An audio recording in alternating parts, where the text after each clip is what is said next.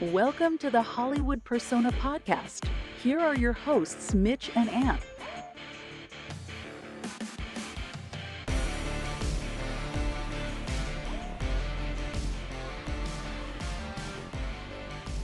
Hey guys, welcome to episode 50 of the Hollywood Persona. I am Mitch. I'm here with Ant as usual, where we bring you movie reviews, movie news, box office, and what's coming up. This week we got an interesting episode. We're kind of almost near the end of the year. We both have seen kind of what we need to see. So we're gonna have a fun episode talking about. Well, why don't you explain it, because it was your idea? Yeah, so I call them superlatives. So at the end of the yearbook, or I don't know, a lot of schools don't do these anymore.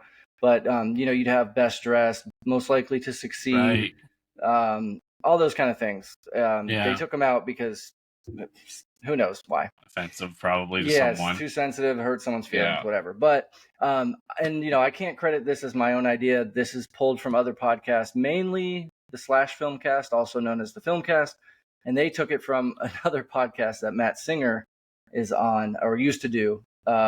And so they're just really fun categories that are outside of worst and best.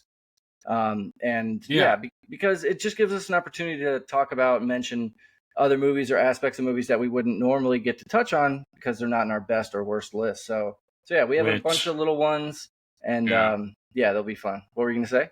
Well, I was just gonna say, I guess next episode we will do our best of the year. Yeah, let's do that next, because we've now seen everything I think we were anticipating for that. The only one I didn't get to see was All of Us Strangers, but I'm okay with that. Yeah, it happens every year. If it makes your list, then you can amend it. And sometimes it's like, if I don't get to see it, I just kind of go like, well, then I guess I'm not seeing it ever. Right. Unless I hear it's like really, really good. But yeah. So there was a few things I wanted to bring up. Oh, and today we're going to review The Zone of Interest and The Color Purple, which we have both seen. So we're going to review those, and then but I've got some podcast business, or we do, and so our Patreon is all fixed. It is, and we kind of talked about this a few episodes, but and then 2 weeks ago I did the change and everything. So I just want to let everyone know that it's now just a $5 catch-all. I can't remember if I already said this or not, because I know we kind of talked about it, but it's just $5 gets you in, and we're gonna do certain things every once in a while on there, and your $5 just goes to support the show, support us, so we can eventually buy better equipment or do something, so if you want, I will post, the link is down below for our Patreon, and it's just $5 a month. And it's a little easier for us because I think we were trying to do too much before, and that is my fault. Yeah, that's all right. We tried it out. Yeah.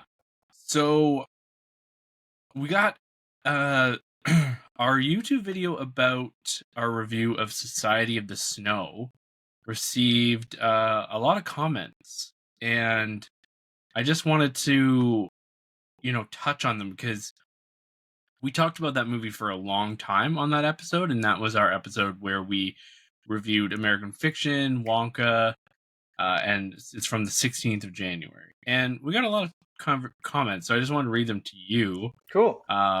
So the one thing that I was asking a lot about the guy where his eyes were like all sunken and black. Yeah. And I asked why. And Jorge Gonzalez says you're referring to Nando Pereiro. His raccoon eyes were due to a brain concussion he sustained during the crash. He was in a coma for 3 days. Raccoon eyes are a symptom of the injury. True fact, Bayona is fanatical about some details in the movie being true to the real experience.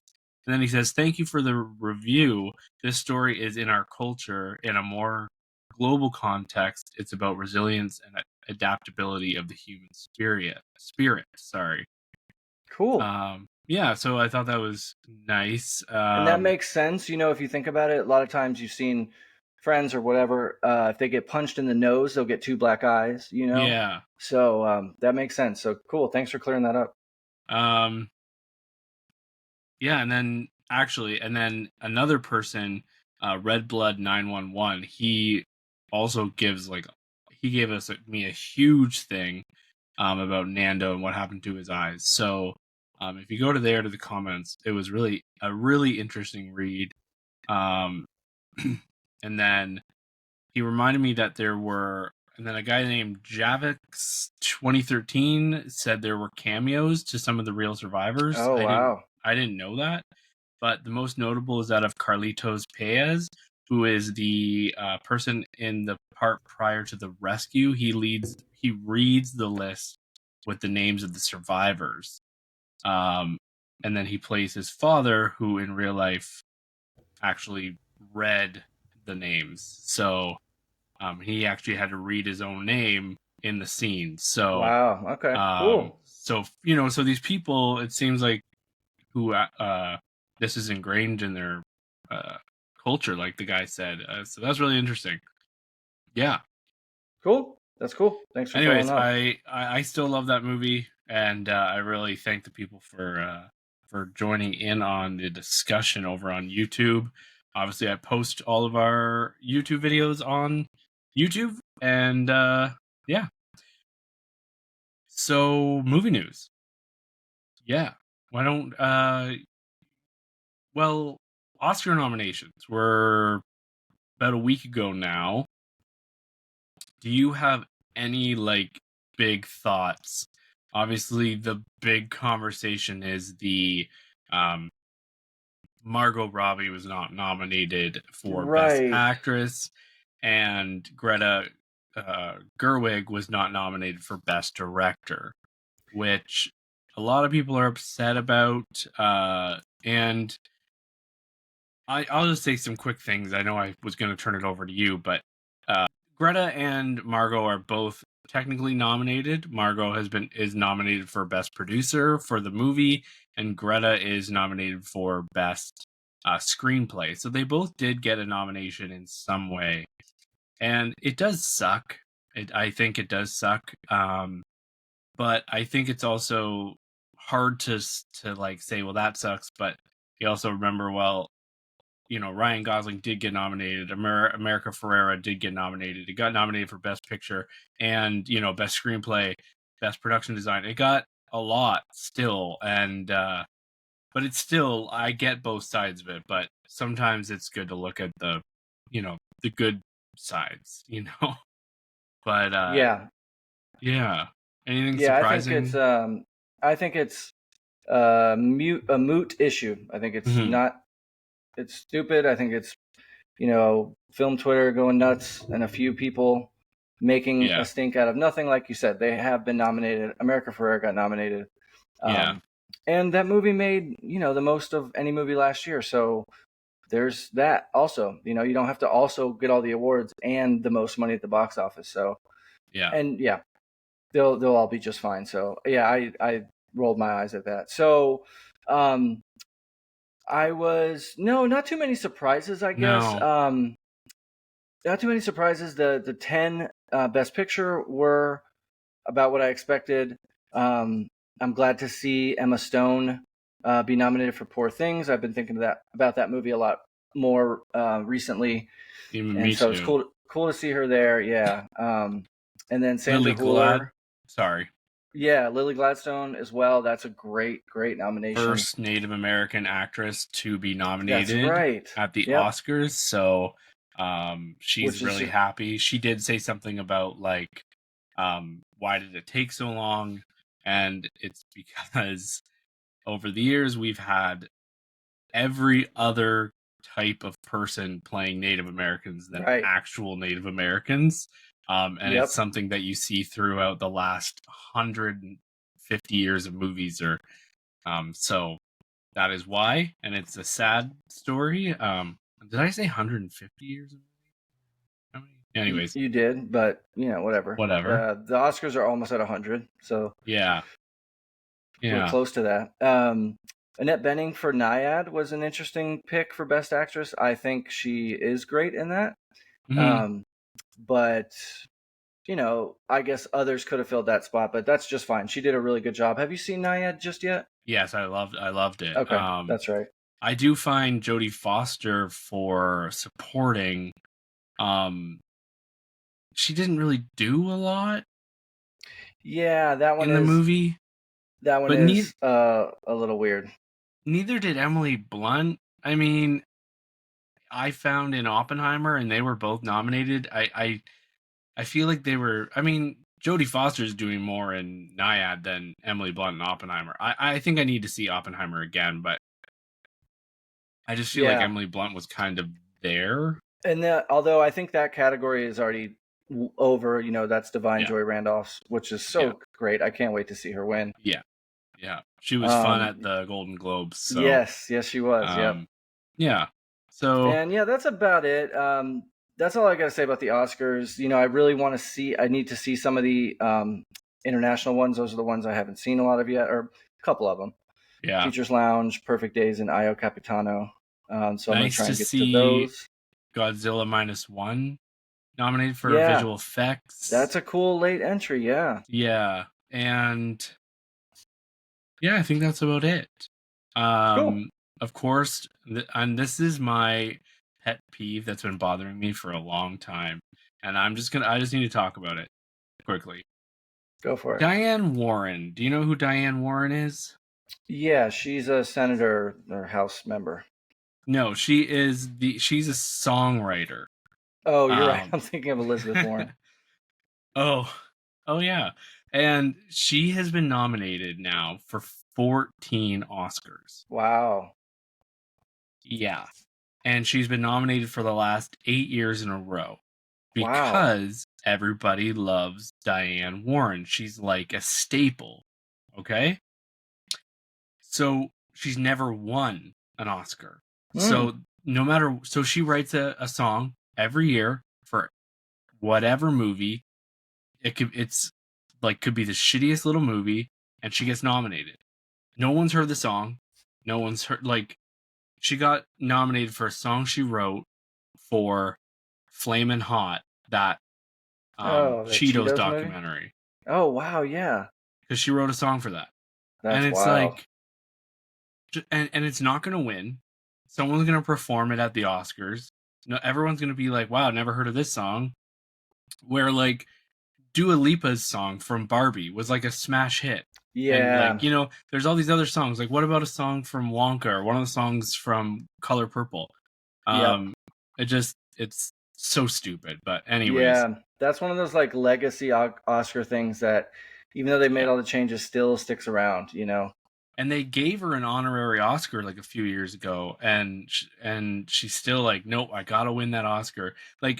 I searched it up, and she was on the day of the Oscar nominations were announced. She was on Good Morning America, talking how excited she was and blah, blah, blah. And I'm like, this is nuts, man. How are you that excited? But anyways, good for her. I got to look her up because I don't know anything about her. Well, I do. It's frustrating. Hold on 1 second, okay? Yep. This dog is bothering me, and I got to quiet him down. Hold on. Okay. Yeah. And I was going to mention to you, too. So I think I put it on here. Did I? Yeah, so Chris Rock is set to direct the remake of Another Round, the American version. That's whatever. They always do that. Yeah. They did that with Force Majeure. They did that with A Man Called Otto. They did that with the Jake Gyllenhaal Guilty, where he's the answering machine at 911. Right. Yeah. They do that with every successful foreign language film. Even Parasite, I think, is supposedly getting an American make. But no. Yeah, we'll see. So that's Another Round. Chris Rock, he hasn't proved himself as a director, so we'll see. What were you going to say? And I maybe it was you that told me this, but they're making an American remake of Speak No Evil. That horror film from a few a year or two ago, which is really good, and it's just so unnecessary to make a remake. Okay, he's not gonna run away. Yes. What were Chris Rock hasn't really proved himself as a director. Last one we got from him, I think, was Spiral from the Book of Saw. Yeah. Which was okay. Funny story, actually. Florence Bremer from the Film Vault podcast. She was in L.A. recording a podcast with the boys, Anderson and Brian, and she stays at the Chateau Maman whenever she's there. I don't know what that is. It's a famous hotel or whatever. And first, she ran into Kanye and his new wife. Oh, that's funny. Coming out, and they said she had a nice purse. And then Chris Rock came out, and he said that she had nice earrings. And she loves the movie Spiral. So I was like, I said, Nice. "Oh, so one of your favorite movies, the director, he, commented on your earrings. That's great." So that's funny. Yeah, I always give her a hard time for liking that movie because I do not like it. Yeah, it's not good, especially with the newest Saw being like a little bit better, Yeah, it might come up later. Deadpool 3 just finished filming, so that should be. We're supposed to get that this summer. Yeah, well, Hugh Jackman posted some videos, and then Ryan Reynolds, obviously, he posted a picture. So obviously it's still got a lot to do with the CGI and all the editing, but we're supposed to be getting it near the end of the year, this summer, kind of thing. But, yeah, I think that's the only Marvel movie that comes out this year, right? It got really held back because of the strikes. The strikes. It was in full production when the strikes happened. So right. Also, Knives 3 is going to start filming. Knives Out 3 is going to start filming this year. That's cool. I hope. Sorry. Apparently, the cast is like going to be really big, and they're going to announce it soon. So I don't know. I'm excited. Me too. I like the last ones have been great. I hope they give a proper theater release this time. Remember last time for Knives Out 2, there was like this weird thing where Netflix left a whole bunch of money on the table for not releasing it. So we'll see if they do the same thing this time. Yeah. So Universal is said to be moving fast with the script from Kep, who penned Steven Spielberg's Jurassic Park and its 1997 sequel. What does that mean? Does that mean a sequel to Jurassic Park? I'm so sorry. I completely fucked that up. I just put these news in there quickly, and I probably should have read them. Universal is working on another Jurassic Park movie. It has been officially announced. The screenplay writer of the original and The Lost World is going to be writing the next movie. So hopefully it's good. Yeah, my expectations are pretty low. I'll just say. Yeah, they are. I have yet to go back and watch Dominion again because I'm horrified. I'm probably going to hate it even more the second time. Oh, that was so bad, man. Yeah. But it made a lot of money, so yeah. There it is. I love dinosaurs. This was a big story that we need to talk about, I guess. So Doug Liman is directing that remake of Roadhouse starring Jake Gyllenhaal. There's a trailer for it. It's going to be funded by Amazon Prime. And initially it was set to go to theaters this coming March, just a couple of weeks from now, 10 weeks. But Amazon made the last minute decision to not go to theaters at all. And the director is stepping out there and putting his foot down and, saying tweets, and he's refusing to go to the premiere, which is going to be at South by Southwest. He believes Amazon purchase of MGM and their focus on subscribers over theater goers led to the film being pulled from a theatrical release. And Lyman suggests that the Amazon algorithm could be to blame. It prioritizes toaster sales and subscriber numbers over shared experience of watching a movie in a theater. And I'm totally for him having this stance. Good for him. I agree with him. But I did see a note that's on the other side of this that makes sense. He should have this in his contract. This should be written already going in, knowing that it's either going to go to streaming, go to theaters, for how long, what cities. Like that should be all in contract. So it's kind of on his fault. Maybe he just trusted and thought, it'll go to theaters. But Yeah, it sucks. You want this stuff to go to theaters. People want to see it in the theater. Yeah. You hear Or one maybe if thing. it had, or maybe if it had an earlier release date, like if it was coming out January, then since there haven't been new movies the last 2 weekends, really, Yeah. they could have done it here and now.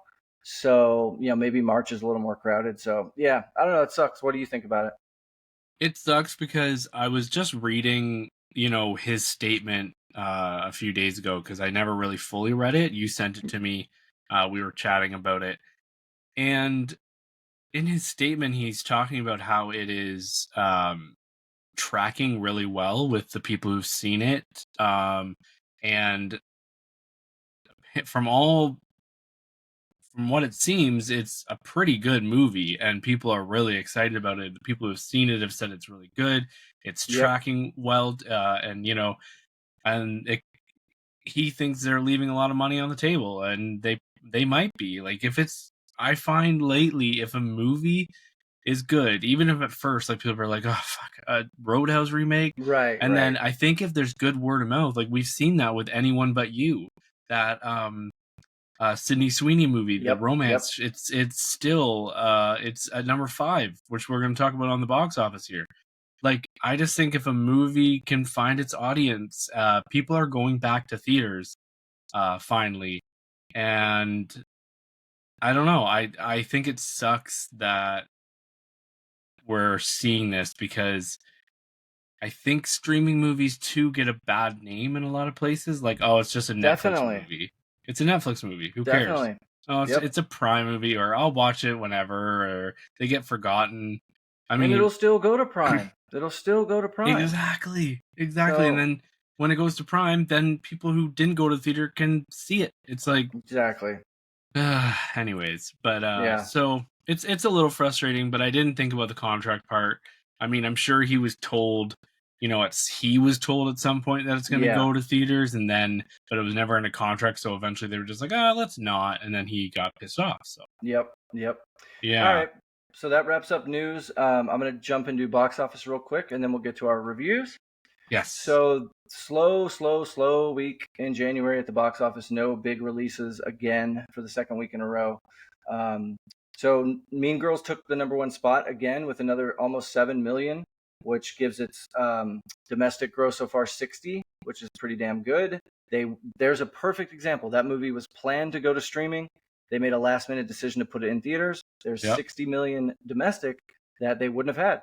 Yeah, exactly. So there you go. All right. And then Beekeeper jumped up to number 2, which is just funny that that's still hanging around. I actually went and saw this a second time, which I never thought I would, but a friend of mine wanted to see it, and I hadn't seen him in a while, so I didn't tell him that I'd already seen it, and we went and saw it. So and it's on VOD, I think, this week. It is on VOD already. Yep. Yeah. So it brought in another 6.6 million, and that one stands at 41.5 domestic for its total so far, and it's third, fourth week. Yeah, actually, number 2, third week, yeah. Number 2, 3, and 4 are all on VOD right now. Yeah, that's like crazy. In the last 2 weeks. Wonka is still in number 3, another 5.6. That one is almost at 200 million, which is crazy. Yeah. Migration number 4 with another 4.8, and then Anyone But You we just mentioned with another 4.6, and that one 71 million. And yeah, still doing good, which is just crazy. That's good. Yeah. That's about it. Godzilla -1 brought in another 2.7. That's nice to see at number 9 for the weekend. Yeah. They did that -1 minus color screening, and so right. So it's cool to see that one still making some money. So yeah. So that was, sorry, I should have said that earlier, but the Beekeeper, Wonka, and Migration all in the last 2 weeks have come to like VOD, so they are rentable at home. I watched Migration with the kids, is what I was going to say. It's cute. It's cute for like the first 45 minutes, and then it overstays its welcome, and you kind of just want it to be over.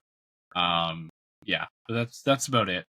That's all I'm going to say about that. Nothing really. Cool. Kumail Nanjiani does the voice. I love him. He was great, but that's me too. I like him a lot. Yeah. All right, well, that wraps up our box office. Yeah. You want to do some movie reviews? Let's do it.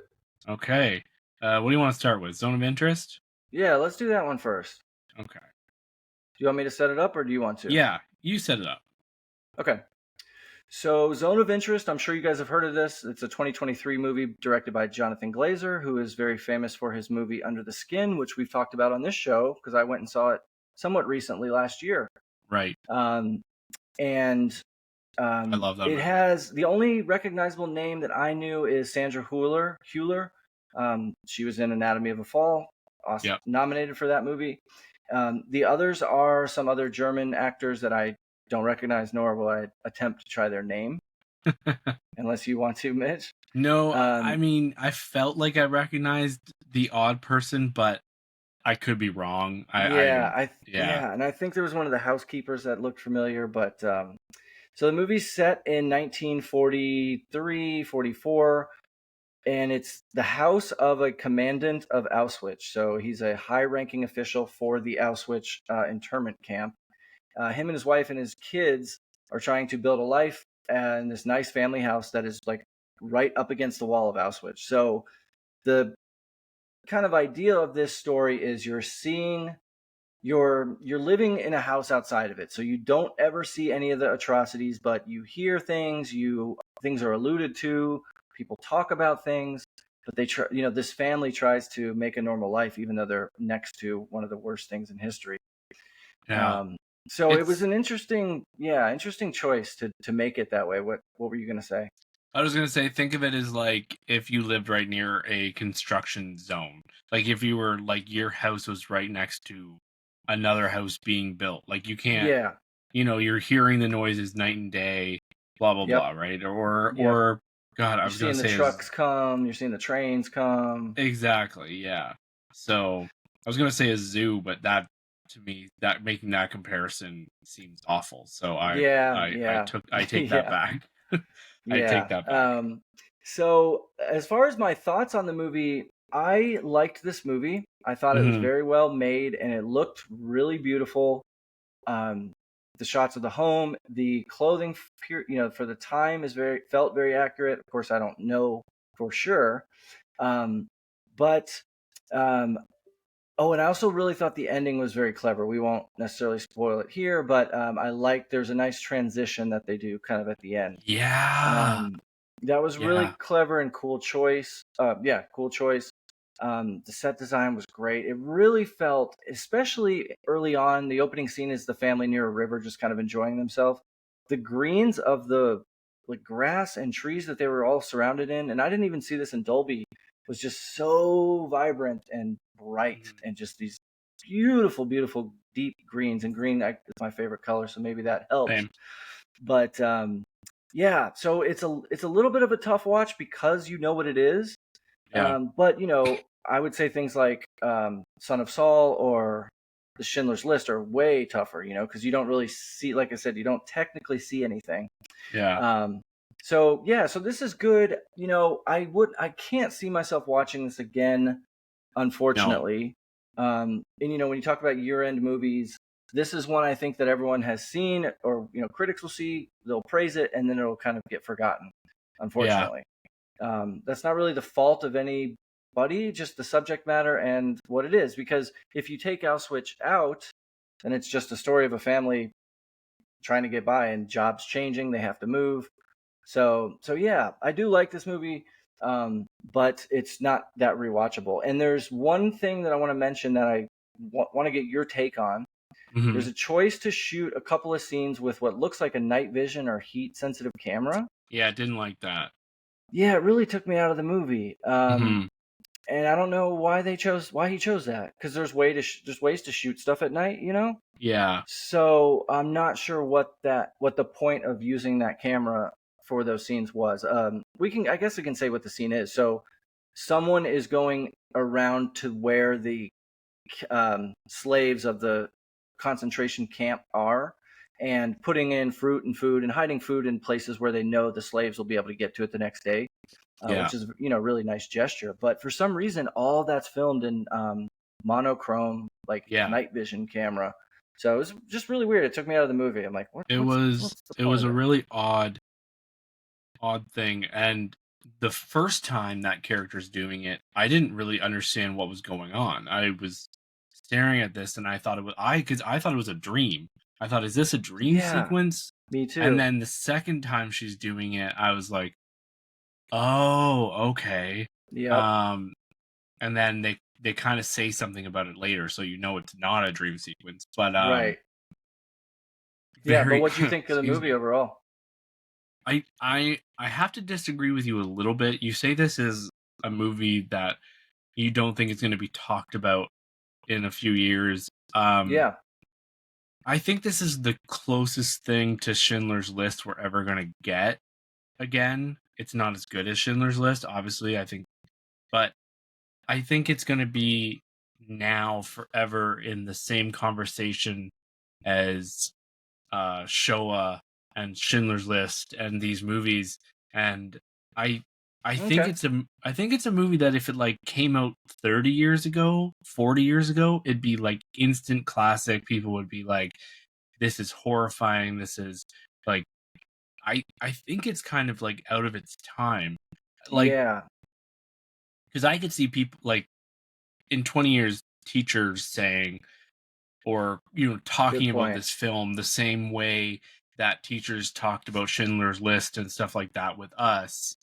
I could be wrong. Obviously, only No, you make time a good point, and will I also want to tell. say there's probably a lot that I missed because it's in another language. Because I've only seen Mhm. it once. I bet there's layers and Yep. subtle hints at things that went right over my head. Maybe I'm not the smartest movie watcher. I know I'm not. So yeah. So there's probably things that people smarter than me and scholars will notice about this.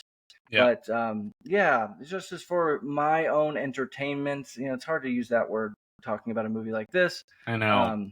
But yeah, just yeah, and all I mean by not watching it again is because I could definitely see myself going to see Schindler's List again, and actually a few years ago I did. It Yeah. was re-released Yeah. for its anniversary, and I went and saw it with my dad. Um, I wouldn't. I'd have to be. Someone would have to take me to see this. Like I wouldn't grab my dad and say, "Let's go see this." But that could change. It's still early on. But yeah. So like my just overall is it's a good movie. It's very well made and very well acted too. These people felt very real. And you Yeah. see the kids having fun and they just have no idea, no idea. God, Um, yeah. I don't want to really. I don't know. It's hard to spoil this movie, Right. but like you kind of start to see as it goes on how distant and like how pulled from reality these people are. Um, Yeah. They're totally especially the separated from it. yeah, that's the word I'm like. It's like it's happening right there. And then there is a character later who does start to notice, like has issues with it. But it's just it's hard. It's a hard watch. Like the Sandra Holler, like her character, um, she is maybe one of the worst people in the Oh world man, yeah. like She I've ever is so bad. like you Her just character. hate. Oh, you hate Yeah. her so much, and she's not really doing anything. You hate her Right. because she is ignoring things. Yep. You know what I And mean? her little thing, the little petty things she's worried about and gets I upset know. about is just like, oh my God, woman, do you know what is Yeah. happening 15 feet from you? Occasionally Yeah. you hear a gunshot or a scream or, Yeah. you know, chains rattling and stuff. And your imagination goes wild because they don't actually show, like monsters are scarier that you don't see because your imagination, right? Yeah. And Yeah. that's the case here. It's like we don't know what's exactly going on, so it's just like, oh, you think the worst. So Yeah. yeah, I rated this 3.5 because it's definitely a good movie. Yeah. But yeah, it's good. Jonathan Glazer is a great director again, Yeah. but I hope he continues to make movies. I think this is the first one he made since Under the Skin, which was 10 years ago. Yeah. Yeah. So He takes his that time. sucks. Yeah, but yeah, so it's a good movie. It's a tough watch. I actually, and I was just looking at my review in Letterbox, and I did say kind of the same thing you said earlier. I thought this might be Glazer's most straightforward film, and maybe it is, but there's just a lot of his fingerprints in there, and there's a lot of things, like you said, that I think I would uncover on later viewings, or a lot of things that I didn't really understand. And last year I did watch Showa, and I swear, I could be crazy, but there was locations in here that I remember, like in Showa, like some of the river sequence and stuff just looked like parts of Showa that I watched, and like because they go back. So that's really interesting. And yeah, I gave it 5 stars because in my eyes it's already, like, in my head it's a classic. It's already, like, I feel like it deserves to be brought up in the conversation along with these other movies, and it's not high on the fun scale. It's not like enjoyable. I don't even suggest like my parents to watch it, or like I don't know who I would suggest it to. Yeah, it's hard to recommend, right? But yeah, anyways.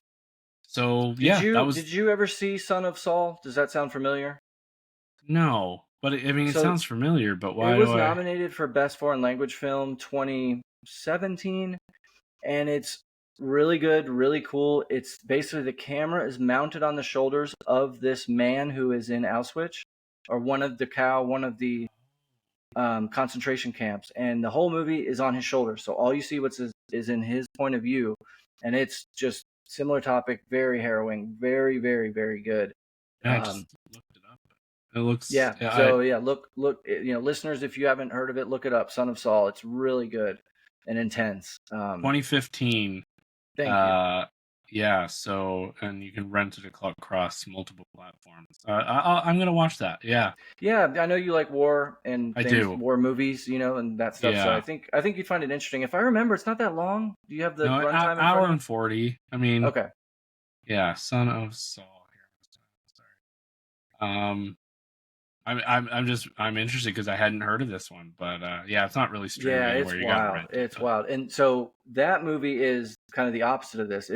We're in one of the concentration camps, and we're following this man who we think is going to die any minute through his journey there, and he tries to kind of secretly bury someone, and that's what the whole mission of the movie is. Can he secretly, under their noses, secretly give a proper burial to someone that is killed at the camp? So yeah, it's amazing. It's amazing. Wow. I mean, it's just, to me, it's so interesting, and there's people out there who it is. It's wild that this stuff happened not even that long ago. Yeah. Well, I can set up our next movie if we're if you're ready. So, The Color Purple. It is a remake of the 1989 film by Steven Spielberg. I can't remember when the original was. I'll look it up. That sounds right. So Steven Spielberg directed the original. 85. 85. Wow. Okay. It had Whoopi Goldberg. Oprah was in the original. Anyway, so this is the musical version of that movie, The Color Purple. And it is a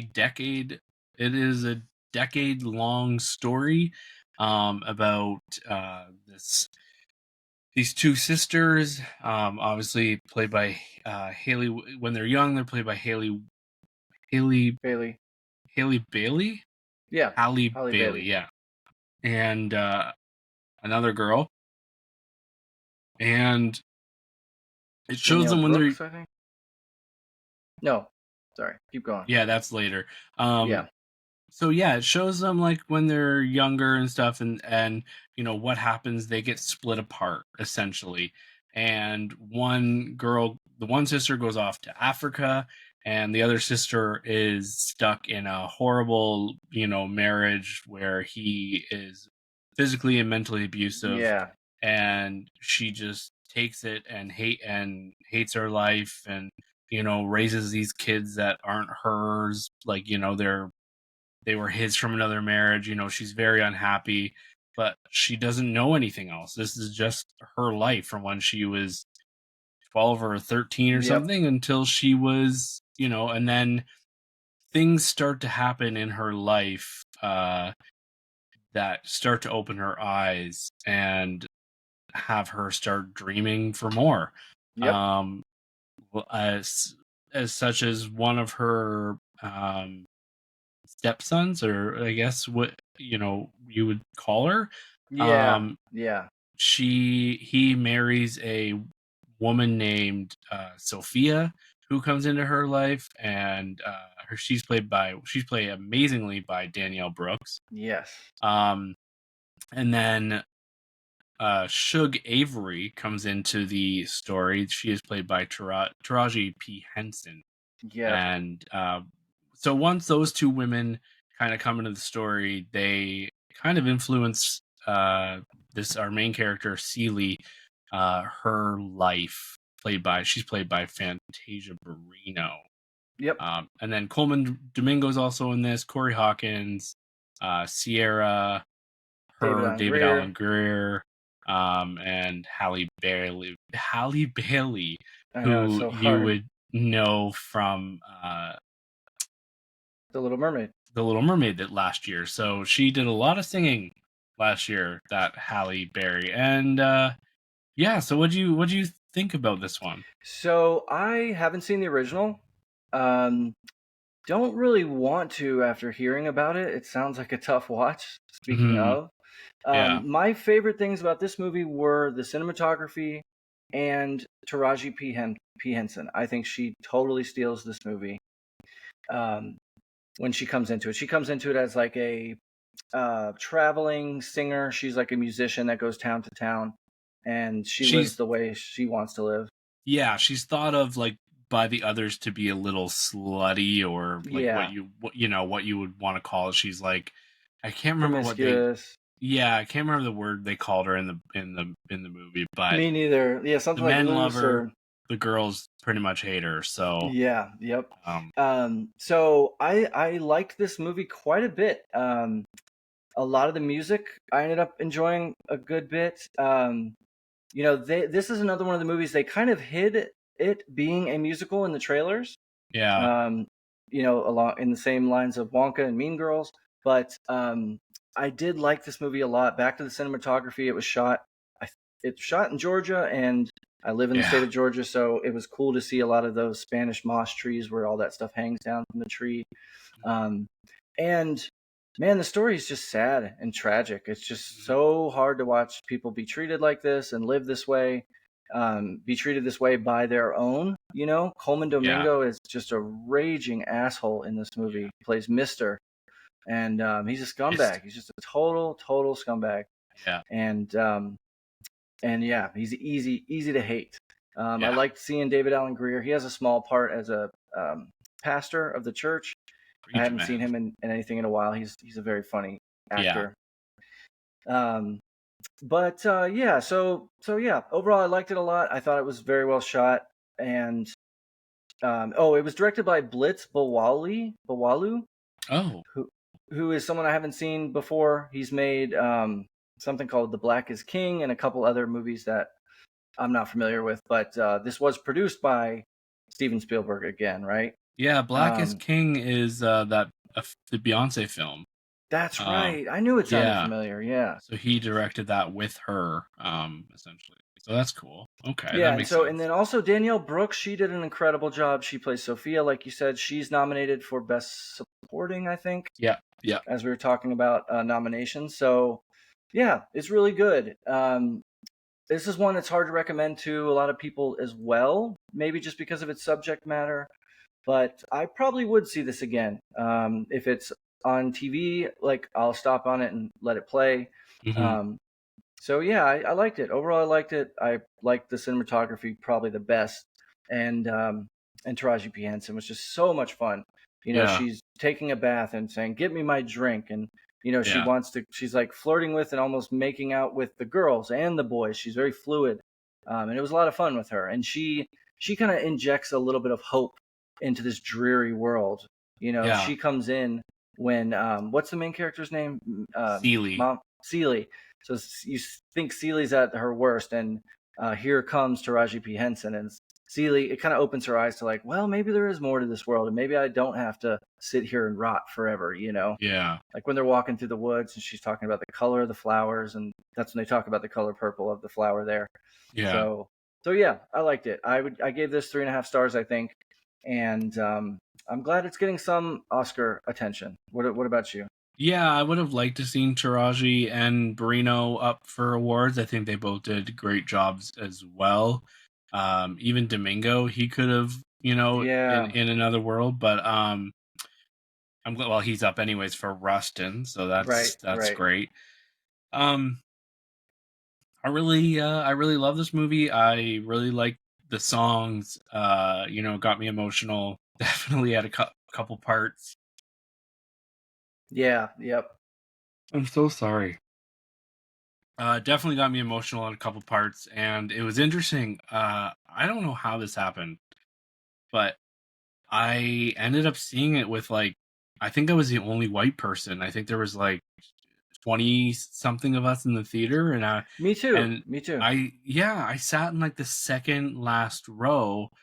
I mean the second row in, and I was the closest to the screen, and I could see a lot of the people looking at me, kind of why is this, What's he think of this? Yeah. this little white guy just sitting here watching this all alone. And they were, everyone was really enjoying it, and I really liked it. I found it doesn't over exaggerate Fantasia Barrino's character Celie. You keep waiting for her to have this come to Jesus moment, and just rip everyone apart, and just fly and blossom, but it doesn't happen like that, in a stereotypical movie. Right. Like you think of something like The Help, right? Where yes, it's I'm gonna take charge, and no, it gradually happens, and it's yeah. Yeah, it's more realistic feeling than a typical Hollywood story, Yeah. That's a good point. Yeah. And the music was good. I really love Danielle Brooks's Hell No song. And how that all comes about. That was a lot of fun. Yeah. I really like this. I think and then actually I watched the original the night. Cool. As soon as I got home from the theater, I watched the original, and I like this a lot better. Which I think people might hate me for it, but the original is a lot darker, a lot drearier, and a lot more unfulfilling, it's so I gave this 4.5 stars. I really enjoyed it, so I think I'll bump mine to 4, actually, not 3.5. I really, thinking back now, I really did like this one. I just I don't know, it worked for me, and I don't see anyone really. I can't see anyone hating this movie. I mean, as long if you don't like musicals, then you might. But same. I wouldn't think they hate it. I could see someone saying, "Oh, I wasn't that excited. It was boring or whatever." But I can't see someone saying "Oh, I hated that movie. It was the worst thing ever." Because it's just really fun. There's parts that are really fun, and the music is good. The music's really good. Yeah, and it's honestly, there's only one scene with white people in it, I think. It's in the middle there. I was actually noticing that. It was we're about an hour or so in, and I kind of been keeping watch, and I'm like, oh, this is cool. There's no white people. They're all black people. I was like, this is great. And then there's one scene in the middle where you actually need them there to be white people. So and then there was that, but then you never really see them again. So it was I was like, oh, well, that's good.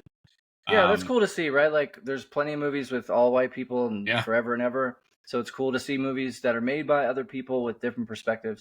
Just like The Woman King last year. That was an interesting movie. All black cast. Pretty cool situation. So exactly. All right. Well, do you want to move on into our fun topics? Our superlatives. Superlatives, It's like a laxative you can take.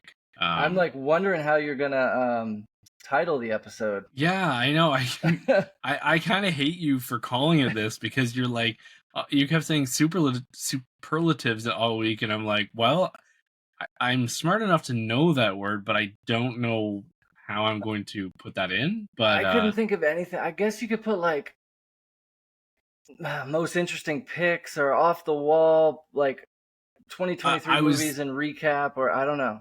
I was thinking of just calling it celebrating the films of That's a celebrating the movies of 2023 part 1, and then next week we'll do part 2 kind of good thing. idea. Good idea. So that's what I was thinking, because that was one of our biggest episodes last year. I love that Hell No song from I've actually been listening to it quite a bit. Yeah. It's good. But yeah. So our superlatives. I'm excited.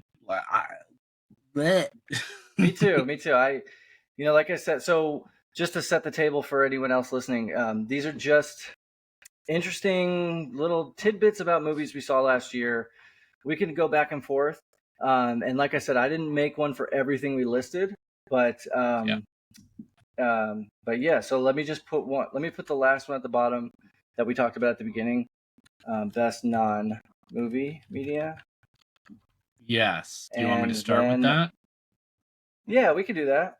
Oh, I sorry, I misunderstood. No, that's okay. We can start there. Okay. Go for it. What was your best non-movie media or art last year? Could be a painting, a poem, a song. What is it? Yeah, so there was this poem I really liked. No, A book? It actually, yeah, so it is a book. It's by my favorite authors, Douglas Preston and Lincoln Child. Preston and Child, this is like their 30th something book. It's called The Cabinet of Dr. Lang. It is part of their Pendergast series, which I am a huge fan of. And this one is a lot of fun. Cool. I haven't heard Jesus. of it. Mystery, thriller, fiction. Got a little science fiction in there, suspense. So these guys are kind of my guilty pleasure when it comes to stuff. Like I'll watch any kind of movie, but when it comes to books, like these are the guys I read. Yeah, so that is probably my best non-movie related thing that I saw or read or whatever last year. All Did right, you have cool. one? Yeah, so for mine, I didn't have mine's not as exciting, but it's a movie podcast called We Hate Movies. I've been listening to so much of them. They've been on the air for like 10 years, so they have a huge backlog. And I've just been listening to them when I go to bed, during the day when I'm working. And it's been cool because it'll turn me on or remind me of movies from the past that I forgot about, So if I'm like randomly sending you a message about a movie that you haven't thought of in years, that's probably why, because they talked about it. So yeah, the We Hate Movies podcast, I really like them. They're doing a live podcast recording of them bashing on The Flash, but you have to pay for it. It's like $10, and it's one and done. So once they record it, it'll be available for like 6 days, and then it's done. I'm thinking about paying to see it, but Yeah. that's We Hate Movies. That's my favorite non-movie media, even though it's movie related.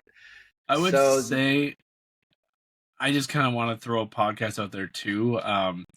And it's not political, but it is. But I mean, it really is. But the podcast prosecuting Donald Trump is a really interesting listen.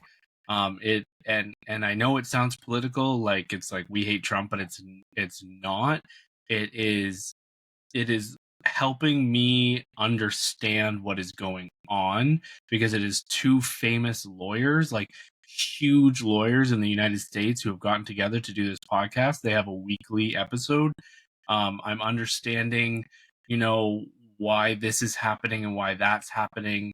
And it's kind of, I'm thinking it's going to help me get through this next year and try to understand some things that I don't understand, because I am not a lawyer. But yeah, so there's just a podcast I've been listening to. You might dislike it if you're a Trump fan, but I don't know. It might be eye-opening to you as well, because these are very, very smart people. Cool. But yeah, so what's the next one? You lead us along. All right, so next one we have is most accurate title. Oh, So this yeah, is just a okay. fun one, a movie that the title tells you exactly what it is. Yep. So tell me your pick for this one. Mine is Plane. I thought of doing Plane. That's a good one. I I almost just, did Plane. I mean, it's not like obviously there's more to Plane, and I did like that movie, but it came to me and I laughed pretty hard. Yep. So All right, most so accurate title, mine is The Wrath of Becky. The Wrath of Becky. That Yeah, movie is all about Becky's wrath, and yeah, it came out last year. It's a small one that was a sequel, right? yes. So yeah, all right. So then let's do it like this. I'll just list them off, and you tell me if you have it or not. Yep. All right. So this next one is a fun one. This is we say movie they didn't get. So this is one that you think is good, but that no one else liked or no one else got. Yeah. And yeah. So what's your movie that they didn't get? In my eyes, people did not like The Last Voyage of the Demeter as much as I did.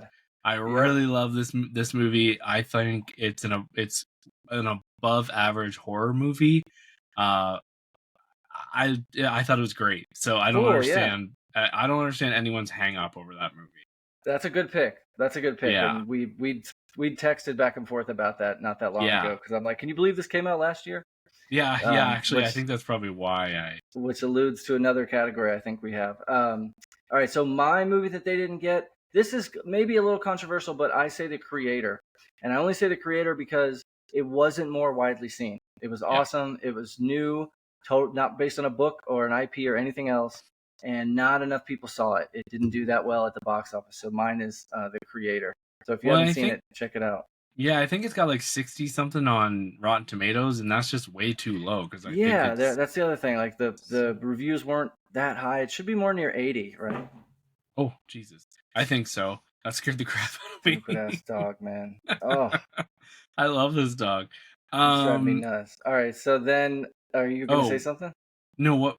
Oh, I thought I had to go, but it's your turn. Okay. All right. Well, no. So the next one is similar topic movie I didn't get. So what's a movie that everyone liked that you didn't like or didn't get at all?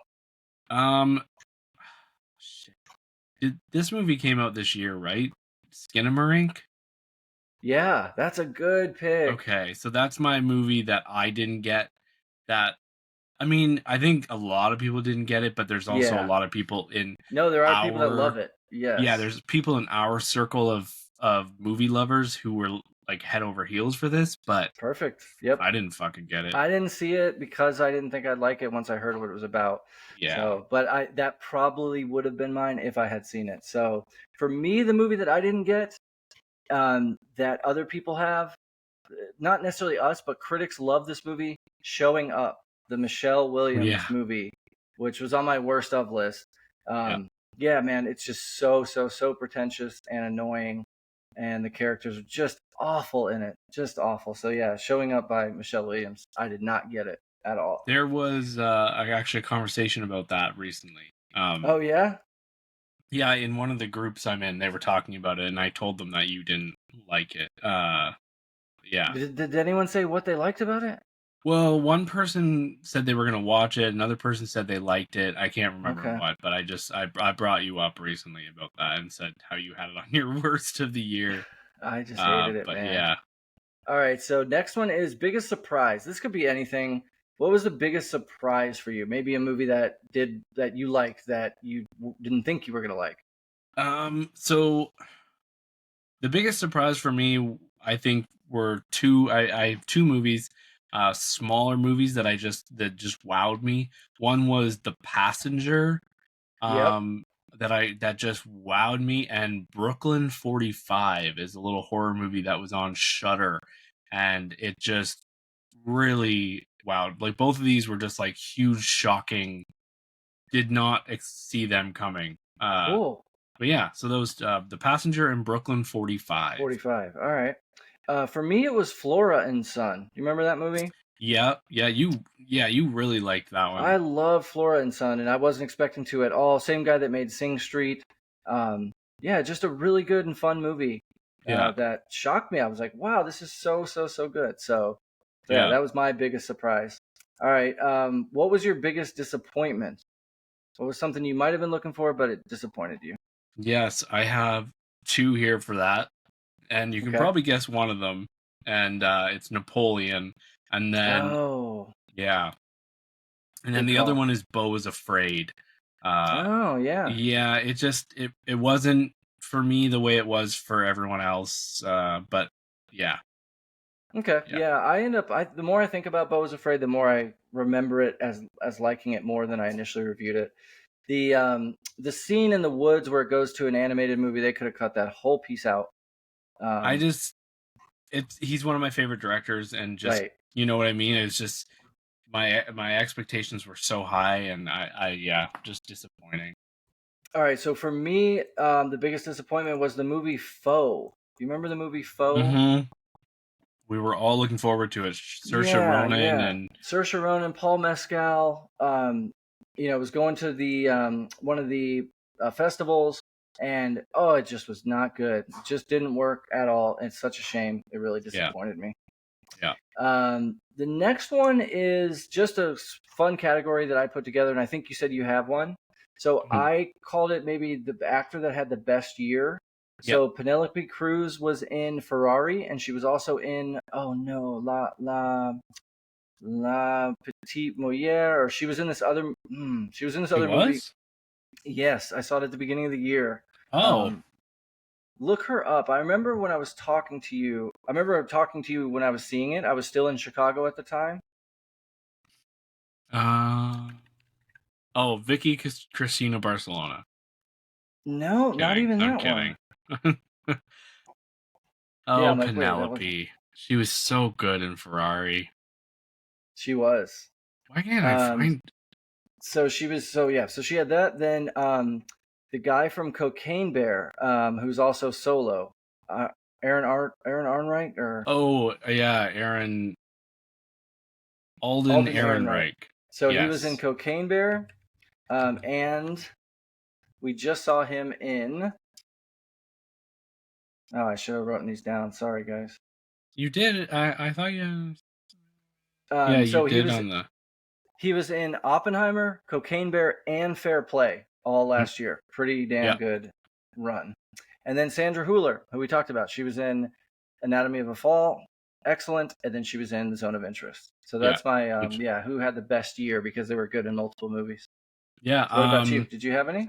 Yeah. So I have one that I was gonna say Halle Bailey because of like her two That's a movies. good one. She had a good year, but I have someone who I just had it up, who was in like 5 movies I watched last year. Damn. And it is Mr. David Dastmalchian. Yeah. He was in the Last Voyage of the Demeter, Oppenheimer, Boogeyman, The Boston Strangler, and Ant-Man and the Wasp: Quantumania. That's right. And Wow. he had like 3 other movies that came out too that I didn't see. So because I went to my stats on Letterboxd, and it said like he was one of my most watched actors of the year. I was gonna say this normally is a hard category to find, but now with Letterboxd, it's not that hard because you it's can not do as it. hard. But yeah. All right. So next one for you is, what is the best performance that never had a chance of getting nominated, in your opinion? Okay, I got a couple here. I'm sorry. That's okay. Because I couldn't pare it down. So Tobin Bell from Saw X is like the one that I kept coming to. Obviously, like I don't think it was amazing, but I thought he did a good job. Sure. Teyana Taylor from 1001. I don't know if you saw that one. I didn't see that one. No, you would like it. It's like a boxing movie. Julie Garner from The Royal Hotel. A fun one. Viola Davis from Hunger Games: The Ballad of Songbirds and Snakes. Yeah, she was fun. Chukwudi Iwuji from Guardians of the Galaxy 3. I thought that he was the bad guy. Yeah, he was and then good. The last one, I think this person could have been nominated and maybe should have been, but it's Holt McCallany from the Iron Claw. He played the father. Oh, good call. And I thought he did a really good job. So good call. Yep, yeah. He was great. So I for some reason that category was just for me. That's all right. We can do whatever we want with these. So mine is best performance that the guy never had a chance getting nominated. This is Steven Dorff in Divinity. This was that weird black and white Steven Soderbergh movie, and he's the main character. And there's like gigantism in it, and all kinds I'm gonna of watch weird that this stuff. week. You should. It's pretty crazy. I think it's only 82 minutes. I've been meaning to. It's wild. Yeah. Yeah, it's a weird one, but yeah, Divinity. Saw it in the theater somehow. It came to a theater. So, all right, next one is for just this year because we had so many. What's the best movie about a product? So we saw lots of movies like Cheetos, Air, BlackBerry. You go first. A couple others. All right, so I picked Air. I liked Air the best out of movies made about products. So yeah, I really liked Air. I went with Tetris. I really love Tetris. I liked it was like took place mostly in Russia, like some really interesting stuff there. It's a lot more than you expect by looking at the poster or the trailer. So yeah. Cool. That's a good pick. All right. Best movie no one watched. I put To Catch a Killer. Do you remember us talking about this movie? Yes. Again, I want to mention it again. It's so good. It just no one saw it. It was great. To Catch a Killer. What's your best movie that no one watched? So this one's already been said, and I'll explain that later. But Brooklyn 45, best movie no one watched. That or The Passenger were my biggest surprises, and the movies that no one watched. So and then I had another one, but it's in the next category. Okay. So yeah, the next one is best movie that came out. The best that came out in 2023, and for me, this is Sisu. Yeah. Sisu, if you guys remember, is that like no word John Wick but old man in World War II time. Yeah. Great movie. I can't believe it came out in 2023. It feels so far away. If you told me it was like a COVID came out in the pandemic time, I'd be like, yeah, that makes sense. Yeah, I'd be like, okay. What about you? What was the movie that you can't believe came out in 2023? How to Blow Up a Pipeline. Oh, yeah? Did you see this one? Yeah. That one feels to me like last year. Really? Yeah, oh my God. Yeah. I think because around when I saw it, I don't know. It feels like everybody, like it came out, everybody was talking about it, and then they just stopped. And I don't know. It feels like it just, like it came and it went. And if you told me it came out 2 years ago, I'd be like, probably, makes sense. Yeah, that's all right. That's all right. All right. So then next one is, what was the worst comic book movie that came out last year for you? Blue Beetle, 100%. For me, it was The Flash. For me, The Flash was so bad, so bad. Yeah. And this maybe for me it rolls into the next one. Movie that defines 2023. I said Blue Beetle because I think of just the downfall of comic book movies for 2023. Oh, that's a good one. I went more like deeper with Poor Things for me. Just with a lot of like what happened like with Roe v. Wade and all that kind of stuff, and I feel like it was kind of for those two things to come out and happen in the same year. I don't know. For me, that's the one that came to mind. I might be off, but yeah. No, that's cool. That's a good pick.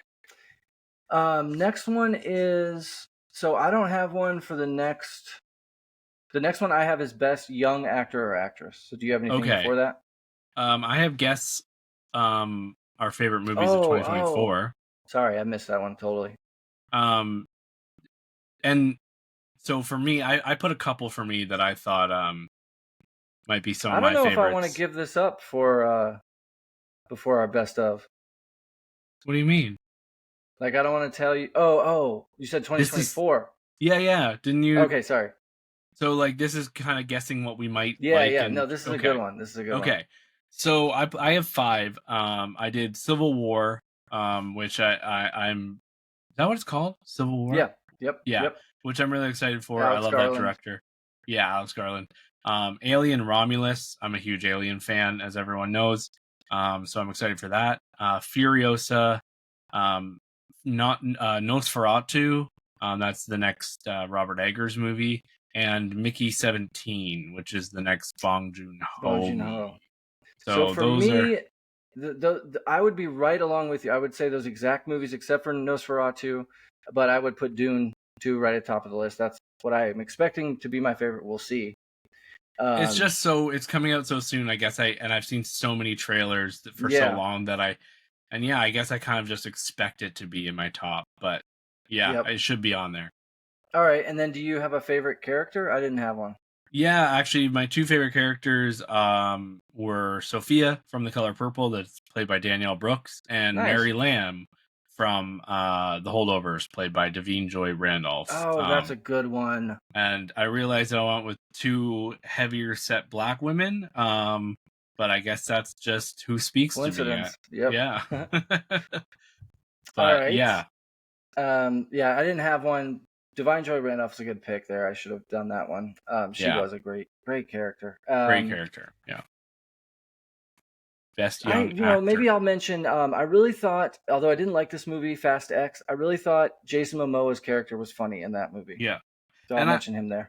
I would put Emma Stone's character from Poor Things, Bella Baxter. Yeah. I think she's kind of a character, and her name and everything, I think she'll be stuck in our brains for a long time. So. All right.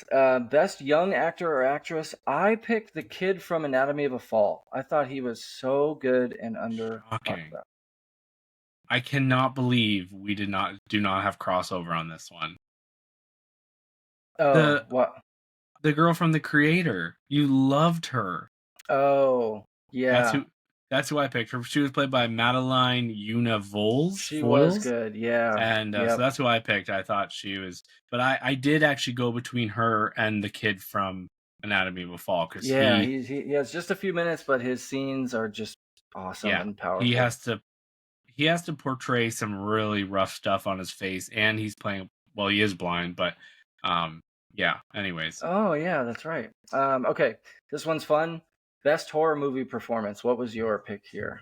So I kind of already said Tobin Bell from Saw X, really? but also Sophia Wilde from Talk to Me, the main girl there. Yeah, that is mine. She did a really good job. Like, I think just even in the poster, I'll never forget. Like, she's sitting there, and even from the poster, I was like, wow, that's, I don't know. Yeah, so, looking it up today, I was just like, oh man, seeing her face, I'm just like, oh, this is terrifying. Like, I remember it was wild. Genuinely scared from that movie, and that never happens. I never get scared from a horror movie. That's the goal, but they very rarely actually scare me, and that one did. So yeah, Sophie Wilde did a killer job there. She did. That's all we have. The last thing I wanted to do, I had an honorable mention. The guy on the horse that finds the people at the end of Society of the Snow. I just want to shout out that guy. Because he saves them. Like, they throw a rock at him, or he throws something at them. For what category? You just want to mention him. Good guy for being in a movie. Yeah, the guy on the horse that finds the people at the end of Society of the Snow. I couldn't find a topic. I couldn't find a category for him, but he needs a fist bump. Best really, really small cameo, I guess. Yeah. That's funny. Oh my god. Pivotal. All right. Pivotal character. Pivotal cameo. So the other movie Penelope Cruz in was Limincita. I'm glad you said it. Yeah. Did you see it? Was it good? Yeah, I saw it in the theater. No, it was boring. It was Penelope Cruz in Rome in the 70s, dealing with her kid who maybe becomes trans. Oh, okay. Oh, I do remember you talking about it. But she's acting like she starts, doing masculine quality. So nothing wrong with it. It just wasn't that memorable. Cruz was good in it. So was the kid. But I wonder when I'll start doing masculine things. I don't know. So. Just a couple of movies we're going to talk about that are coming out on streaming. So there's a new movie called Calamity Jane that is going to be out this Friday. It's a Western starring Stephen Amell and Emily Beckett Rickards. That might be good. Who knows? Like I said, Wonka is out on VOD as of today. And on Netflix, there's going to be a new animated movie coming out this weekend called Orion and the Dark. Okay. It's DreamWorks Animation, and yeah, something to do. Yeah, and it was written by Charlie Kaufman. So Okay. that's interesting. Another Randall Park, his directorial debut. You would know Randall Park, Yeah. if you saw. Yeah, you probably know him. So he's I got know a movie coming out on VOD, February 1st. So that is next week. I don't know. Anyway, so that's Randall Park, and it is called Shortcomings. Dix the Musical will be on Max on Friday, the February the 2nd. And Past Lives, which was just nominated for Best Picture, will be on Paramount Plus on February 2nd. So if you haven't seen that yet, you can catch up with that one there. Yeah. Coming to theaters, we have Argyle, which you've seen trailers for. They've been marketing the hell out of that. The Promised Land, which is another one that we've seen trailers for. It has Mads Mikkelsen. Oh. And that's about it. I think it's a religious. He's a captain, a war hero, sets out against uninhabitable land, try to grow crops, that kind of movie. And then a movie called Scrambled, which is going to be at a bunch of theaters near me. Rated R, sexual content, nudity, and language, and drug use. So I'm in. Doesn't have any big names except Andrew Santino, who you'd recognize, but maybe don't know his name. He's a stand-up comedian. So those are at least the three that I can see that are coming to the theater near me this weekend. I have already seen The Promised Land. That's right. I thought I've heard it mentioned somewhere. And I really enjoyed it. I think you should go see it if you can. I think you would actually. I'd be interested to hear what you think. I wasn't as high on it as Bruce Perky is over at the Cinematics podcast. He really enjoyed it. It's literally about a guy that goes out into the middle of the it's not desert, but like a place where you can't grow anything, and he is trying to grow potatoes. That's literally what it's about. That's right. Okay. But it's really interesting, and like Bruce Perky, he said his neighbor, his nearest neighbor, is like this rich asshole, and he would rival Joffrey from Game of Thrones. Okay. So I found that kind of funny. That's The Promised Land. Yeah, that's The Promised Land. Cool. Well, I will see it for sure. Yeah, you should. I'll be really interested to hear what you say, what you think. But yeah, all right, so I cool. guess that's it. Next week we will be doing our top 10 of 2023. Yes, and hi. I don't know what I'm trying to say. Yeah, so that'll be exciting. Next week we got that, and I think that's all we're gonna do next week. Is maybe we might review one thing. Well, we were gonna review something, weren't we? If we both see Argyle, we should review it. But yeah, maybe we can do that at the top. And I think I will see Argyle, but okay, yeah, we can do that. Review Argyle and then do our top 10. Yeah. Okay. Well, all right, cool. everyone. Yeah, thank you for listening. Go check us out on YouTube. Subscribe to us over there, and follow us everywhere else. Thanks for listening. Thanks, everybody. Thank you for listening to the Hollywood Persona podcast. You can find us on Instagram, YouTube, and Facebook at The Hollywood Persona. Feel free to email the show at thehollywoodpersona@gmail.com and make sure to rate, share, and follow on whatever platform you're listening to our show on. It's the little things that help. Thank you. And you little shithead, you're staying here.